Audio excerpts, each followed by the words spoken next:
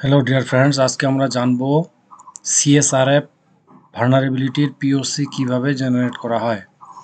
তার জন্য আমাকে ববশুট প্রফেশনালটা ইউজ করতে হবে। সেই ববশুট প্রফেশনালটা আমি চালু করতেছি। আপনারা আপনাদের মতো করে নিজস্ব ববশুট প্রফেশনাল চালু করবেন। চালু করার পরে পিওসি জেনারেট করবেন। জার ফাইল, আমি জার ফাইলটাকে রান করি। আমার ববশুটটা অন হচ্ছে। Next, start.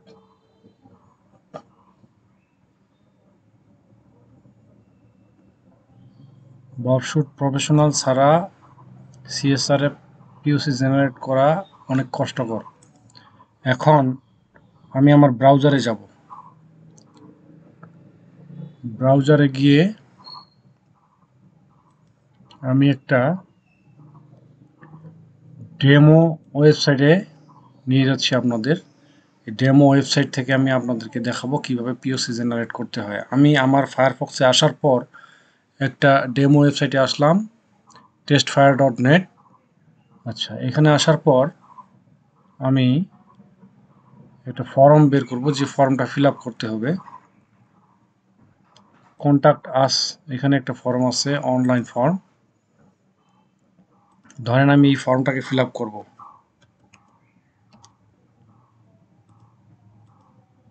ইমেল অ্যাড্রেস কোনো কিছু একটা দিয়ে দিই। সাবজেক্ট এগুলো ইচ্ছা মতো ফিল আপ করি, আপনারা আপনাদের মতো ফিল আপ করবেন। ফিল আপ করা হয়ে গেলে এখন সাবমিট করব, তাই তো? কিন্তু সাবমিট করার আগে আমাকে যেটা করতে হবে, সাবমিট করার আগে আমাকে আমার ববশুটের সাথে এই ফায়ারফক্সের ফক্সি প্রক্সিটাকে অন করতে হবে। আমি আমার ফক্সি প্রক্সিটাকে অন করলাম ববশুটের সাথে। আমি আমার ফক্সি প্রক্সিটাকে ববশুটের সাথে অন করলাম, দেখি অন হয়েছে কিনা।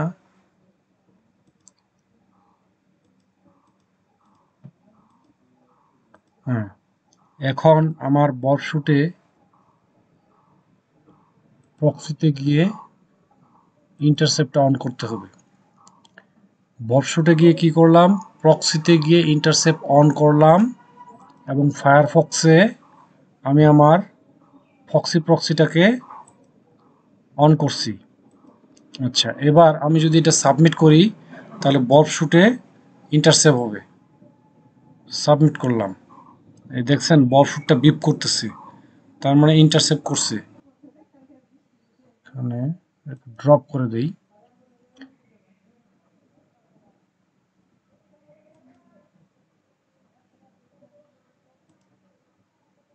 ড্রপ করে দেওয়ার পরে এখানে ফক্সি প্রক্সিটা অন করলাম, ববশুটের ইন্টারসেপ্ট অন করলাম, তারপরে এখানে গিয়ে সাবমিট করলাম। সাবমিট করার পরে ববশুটে ইন্টারসেপ্ট করা হয়ে গেছে। আচ্ছা, ববশুটে ইন্টারসেপ্ট করলাম, এখন আমার কাজটা কি? এখন এখানে আমি রাইট ক্লিক করব। রাইট ক্লিক করার পরে এঙ্গেজমেন্ট টুল আছে, এঙ্গেজমেন্ট টুলে যাব। যাওয়ার পরে জেনারেট সিএসআর পিওসিতে গেলাম। এখানে এইচটিএমএল কোডটা চলে আসছে, যেটা সিএসআর পিওসি। এখন এটাকে যদি আমি টেস্ট করতে চাই, টেস্ট ইন ব্রাউজার, তাহলে এখানে ক্লিক করব। এই ইউআরএলটাকে কপি করব। কপি করার পর এটাকে আমি এখানেই ছেড়ে দিই। ব্রাউজারে গিয়ে আরেকটা, আচ্ছা এটাকে দেখাই। আমি এটাকে সাবমিট বাটনে ক্লিক করার পরে কি হয়, আমি এই জায়গায় ববশুটে যাই, ববশুটে গিয়ে ফরওয়ার্ড করি। ফরওয়ার্ড করলাম। ফরওয়ার্ড করার পরে এখানে একটা থ্যাংক ইউ মেসেজ আসছে। ঠিক একই রকম আরেকটা থ্যাংক ইউ মেসেজ আসবে। আমি যে এখানে কপি করছিলাম লিঙ্কটা, এই লিঙ্কটাকে আমি এই জায়গায় আবার নিয়ে আসব। নিয়ে আসে যদি এখন ইন্টারে চাপ দেই, একটা সাবমিট বাটন আসছে শুধু। আচ্ছা, এই শুধু সাবমিট বাটন আসলো, আর কিছু আসলো না। এই বাটনটাতে যদি আমি এখন ক্লিক করি তাহলে কিন্তু আবার সাবমিট হয়ে যাবে এবং একটা থ্যাংক ইউ মেসেজ আসবে।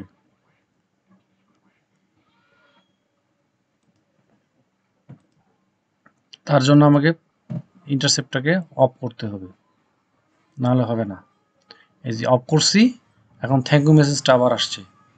আমি আরেকবার যদি দিয়ে দেখি, মনে করেন আমি ওই ইউআরএলটা একজনকে পাঠালাম, সে সাবমিট করলো, আমার এখানকার ফিল আপ করা ফর্মটা একজনের কাছে এ এর কাছে দিয়েছিলাম, এ মনে করেন সাবমিট করছে। এখন যদি আমি এটাকে বি এর কাছে পাঠাই, বিও যদি সেই লিঙ্কটাতে ঢুকে, লিঙ্কটাতে ঢোকার পরে যদি সাবমিট করে, তাহলে এটাও কিন্তু সাবমিট হয়ে যাবে। এই যে থ্যাংক ইউ মেসেজ আসছে, thank you for your comments Ajay. এখানে দেখেন, এখানেও কিন্তু অজয়, এখানে অজয়, কারণ নেমের জায়গায় আমি অজয় দিছিলাম। আবার যদি এখন সি এর কাছে পাঠাই, সিও যদি ওই লিঙ্কে ঢুকে সাবমিট বাটনটা দেখবে এবং এই সাবমিট বাটনে ক্লিক করার সাথে সাথে সিও কিন্তু ওই ফর্মটাকে আবার এই অ্যাপ্লিকেশনের সার্ভারে পাঠিয়ে দিল, অর্থাৎ সাবমিট করলো। তাহলে কি হলো, আমার ফিল আপ করা ফর্মটা সবাই সাবমিট করতেছে। কি হচ্ছে, আমার ফিল আপ করা ফর্মটা এ বি সি ডি যার কাছেই পাঠাবো সবাই সাবমিট করতেছে। সাবমিট করার ফলে কি হচ্ছে, আমি যেই তথ্যগুলো দিয়ে ফিল আপ করছিলাম সেই তথ্যগুলোই বারবার সার্ভারে গিয়ে কি হচ্ছে, অ্যাড হচ্ছে। তাহলে এটা কি একটা ভালনারেবিলিটি না? এই যে কন্ট্যাক্ট আস ফর্মে গেলাম, এই কন্ট্যাক্ট আস ফর্মটার, অনলাইন ফর্মটার, এটা একটা ভালনারেবিলিটি না? অবশ্যই একটা ভালনারেবিলিটি, যেটা থাকা ঠিক না। আচ্ছা, এখন এই পিওসিটা দিয়ে আমি কি করব? এখানে যে পিওসিটা জেনারেট হয়েছে, এই যে লিঙ্কটা আমি এখান থেকে কপি করলাম, এখানে এই লিঙ্কটাকে আমি পিওসি হিসেবে ব্যবহার করতে পারি। এই লিঙ্কটা যার কাছে পাঠাবো সেই কিন্তু আমার ফিল আপ করা ফর্মটা সাবমিট করবে। আচ্ছা, এখন যদি আমি এটাকে এডিট করতে চাই, ধরেন আমি এই HTML-টাকে এডিট করব, এডিট করে লোভনীয় কিছু লিখব যেন সে ক্লিক করে সাবমিট বাটনে। তার জন্য কপি HTML-টাকে আমি কপি করলাম। কপি করার পরে কি করতে হবে, ভিজুয়াল স্টুডিও কোড এডিটরে যেতে হবে। আমি আমার ভিজুয়াল স্টুডিও কোড এডিটরটাকে অন করলাম, অন করার পরে আলাদা একটা ফাইল নিলাম।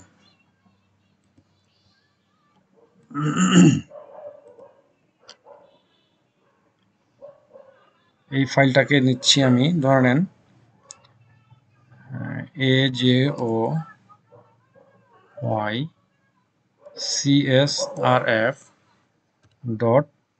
AJOYCSRF.HTML আসলো। এখানে যদি আমি এখন এডিট করি,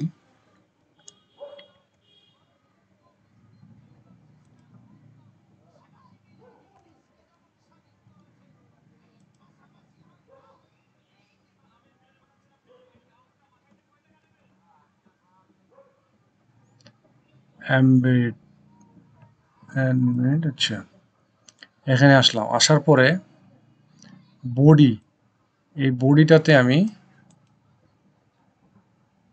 পেস্ট করলাম সেই কোডটা। কোন কোডটা? এখানে যে কোডটা আমি নিয়েছিলাম, কপি করলাম, সেই কোডটাকে কিন্তু আমি এখানে নিয়ে আসছি। দেখেন সেম জিনিস, অ্যাকশন, অ্যাকশন, এখানে যা আছে এখানেও তাই আছে। নিয়ে আসছি কোডটাকে, যেমন ধরেন এখানে, এখানে অজয় আছে, AJOY অজয়, এখানেও কিন্তু অজয়। আচ্ছা, এখন তো আমি কোডটাকে এখানে নিয়ে আসলাম। নিয়ে আসার পরে কি করব, আমি যদি এখানে একটা H1 ট্যাগ লাগাই বোর্ডের মধ্যে,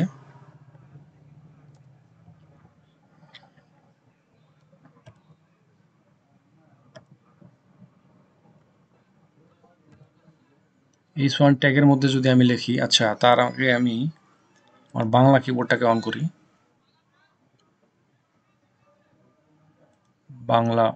বাংলাতেই লিখি, দেখি কি হয়। ধরেন আপনি সরি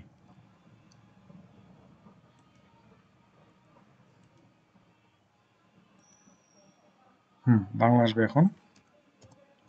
আপনি 100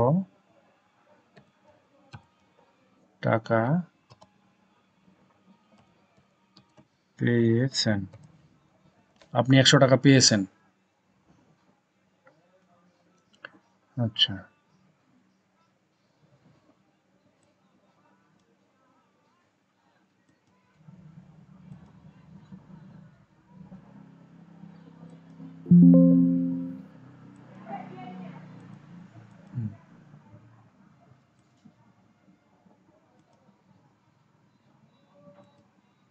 আপনি 100 টাকা পেয়েছেন, তাই তো? আচ্ছা, এটা আমার সেভ হয়েছে কোন জায়গায়? এটা আমার সেভ হয়েছে ডেস্কটপে।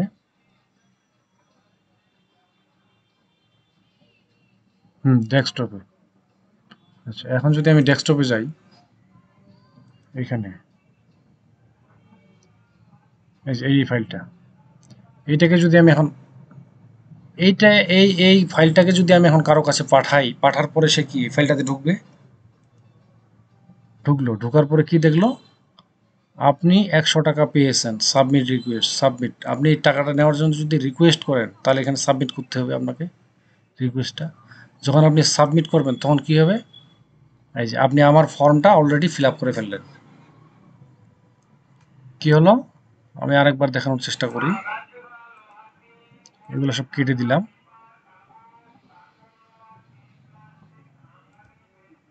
কেটে দেওয়ার পরে এইটাকে আমি কপি করলাম।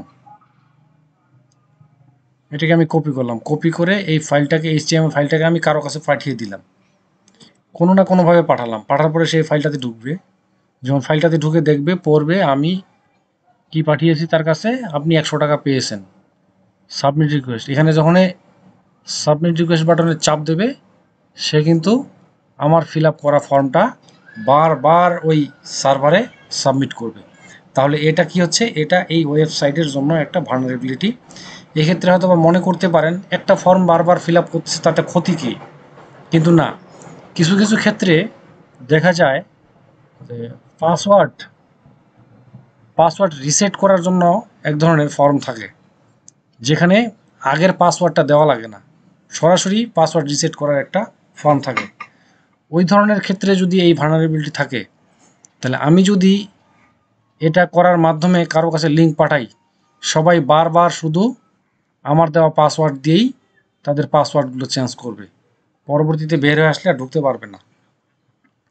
তাহলে সেটা মারাত্মক ক্ষতিকর না? এই জন্য এই সিএসআর ভালনারেবিলিটিকে গুরুত্ব সহকারে দেখা হয়। আশা করি আপনারা সবাই বুঝতে পারছেন। আপনাদেরকে ধন্যবাদ।